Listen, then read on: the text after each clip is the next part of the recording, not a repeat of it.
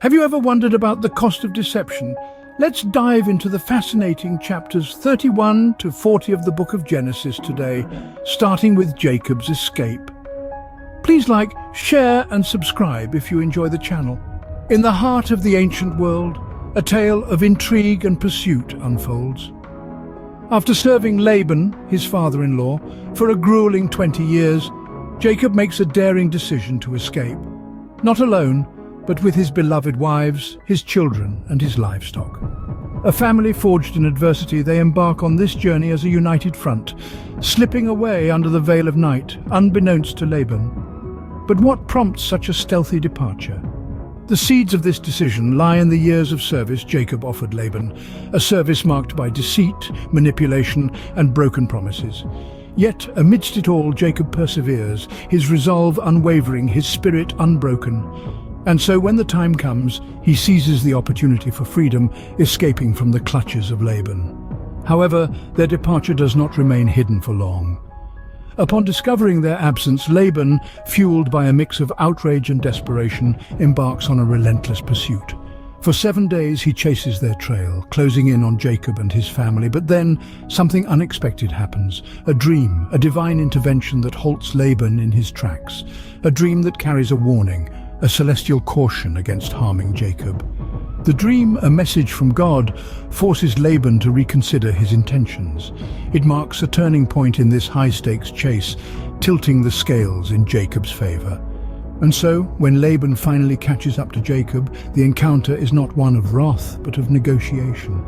They engage in a discourse, a dialogue that culminates in a covenant, a pact of peace. A heap of stones, a silent testament to their agreement, marks this pact. An agreement that symbolizes not only a truce, but also an acknowledgement of their shared past, its trials and tribulations, and the promise of a peaceful coexistence. In the end, Jacob and Laban make a covenant, a pact of peace, marked by a heap of stones, a pact that echoes in the annals of history. Have you ever grappled with something bigger than you? The next chapter introduces us to Jacob's wrestling match that leaves him forever changed. This wrestling match wasn't against a fellow human being, but with a divine entity, often interpreted as an angel or God himself. Imagine that, wrestling with the divine in the dead of night, under a blanket of stars. Jacob's wrestling match is more than a physical confrontation. It is a spiritual struggle, a metaphorical grappling with his past, his future, and his very identity. The wrestling match is fierce, the struggle is real, and Jacob, despite the odds, refuses to back down. He clings on even as dawn breaks, symbolizing his unwavering determination and resilience. There's a remarkable moment in this wrestling match. The divine entity asks Jacob to let him go, but Jacob refuses. He says, "I will not let you go unless you bless me." And in this moment, Jacob's audacity to demand a blessing in the midst of his struggle is nothing short of inspiring. This wrestling and this struggle lead to a profound transformation in Jacob. His name is changed to Israel, which means he who struggles with God. This new name is a testament to Jacob's tenacity, his courage, and his willingness to wrestle with the divine, even when the odds are stacked against him. Jacob's wrestling match is a pivotal moment in his life, and it leaves him with a limp. This limp is a constant physical reminder of his struggle, his determination, and his transformation. It is symbolic of the battles we fight, the struggles we endure, and the transformations we undergo. And so, with a limp as a constant reminder, Jacob, now Israel, moves forward, forever changed by his divine encounter. This wrestling match is a powerful reminder that our struggles, no matter how overwhelming, can lead to profound transformations and blessings. And ever wondered if wrongs can be righted, relationships mended? Let's explore the reunion and reconciliation of Jacob and Esau. The weight of past wrongs can be a heavy burden. This was the case for Jacob, who lived in fear of meeting his estranged brother Esau. After years of separation, Jacob was to be confronted with the fallout of his past deceit. Yet it was in this moment of fear that Jacob displayed an elaborate strategy, a testament to his cunning and resourcefulness. He sent ahead droves of livestock as gifts, a gesture of goodwill to appease his brother. His actions were not merely strategic, but also symbolic, an acknowledgement of his past misdeeds. As the moment of reunion approaches, Jacob's fear is palpable. Yet, when the brothers finally meet, the encounter is not marked by anger or revenge, but by an overwhelming display of forgiveness. Esau runs to meet Jacob, embracing him, falling on his neck and kissing him. Their reunion is emotional, filled with tears and release from years of guilt and fear. This poignant moment between the brothers underscores the transformative power of forgiveness. Esau, despite being wronged, chose to let go of his resentment. In doing so, he not only freed himself but also allowed Jacob to make amends. It's a powerful lesson about the capacity of the human heart to forgive, to heal, and to move forward. But reconciliation is not just about forgiveness. It's about acknowledging past wrongs, making amends, and rebuilding trust. It's a journey that requires courage and humility. Jacob and Esau's story is a testament to this journey. It reminds us that even the deepest of rifts can be bridged, that it's never too late to make things right. In this emotional reunion, we are reminded of the power of forgiveness and the healing it brings. The reunion of Jacob and Esau serves as a timeless reminder that forgiveness is not just an act of mercy towards others, but also a gift to oneself. It is a key that unlocks the door to healing and reconciliation. Ever pondered on how trials can shape us? We delve into the trials of Dinah and Joseph in our next chapters. Our journey through Genesis takes us now to Dinah, the daughter of Jacob. She was the only daughter among Jacob's 12 sons, and her story is one of heartbreak and vengeance.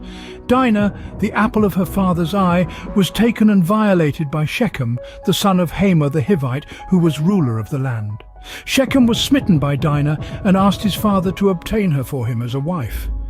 However, Dinah's brothers were filled with fury. In a chilling display of calculated revenge, they agreed to the marriage only if all the men of the city would be circumcised. While they were still in pain, Simeon and Levi, Dinah's brothers, slaughtered all the men and rescued their sister. Transitioning from the tale of Dinah, we meet Joseph, another of Jacob's children. Joseph was the favorite of his father, a status that bred jealousy and resentment among his brothers. One day in their wrath, they sold Joseph into slavery to a caravan of Ishmaelites who were headed to Egypt. They deceived their father into believing that Joseph had been killed by a wild animal, presenting his coat of many colors, smeared in goat's blood, as evidence. But Joseph's story doesn't end in despair. While in Egypt, he was sold to Potiphar, an officer of Pharaoh. Here, Joseph's dreams began to play a significant role. He had dreamt of his brothers' sheaves of wheat bowing to his sheaf, and the sun, moon, and 11 stars bowing to him. These dreams were a foreshadowing of his rise to power in Egypt, a position that would later save his family from famine. In the midst of trials, we sometimes find our destiny, much like Joseph, whose story is just beginning. What lessons can we draw from these ancient narratives? Let's wrap up with some key takeaways from these chapters. Our exploration of Genesis, chapters 31 through 40, reveals profound lessons that echo across the ages, themes that are as relevant today as they were in the time of our forebears. First, we are reminded of the cost of deception. Jacob's escape from Laban's household after years of mutual deceit and trickery underscores the destructive cycle that ensues when trust is eroded. It's a sobering reminder that honesty, integrity, and transparency are the bedrock of lasting relationships. Next, we grapple with the concept of wrestling with the divine, exemplified by Jacob's mysterious midnight encounter. This story teaches us that struggles are an integral part of our spiritual journey. They are not barriers to our progress, but rather catalysts for growth and transformation. Wrestling with our beliefs, our values, and our understanding of the divine helps us to forge a deeper, more personal faith. The power of forgiveness is beautifully illustrated in the reunion and reconciliation of Jacob and Esau. Despite years of estrangement and wrongs done, the brothers chose forgiveness over resentment. This is an enduring lesson on the healing power of forgiveness and its ability to restore broken relationships and bring peace to our hearts. Lastly, we learn about finding destiny in adversity through the trials of Dinah and Joseph. Their stories reinforce the belief that our trials and tribulations can be stepping stones to our destiny. They teach us resilience, courage, and the importance of maintaining hope in the face of adversity. These stories from the ancient past continue to offer us guidance and insight into our own lives.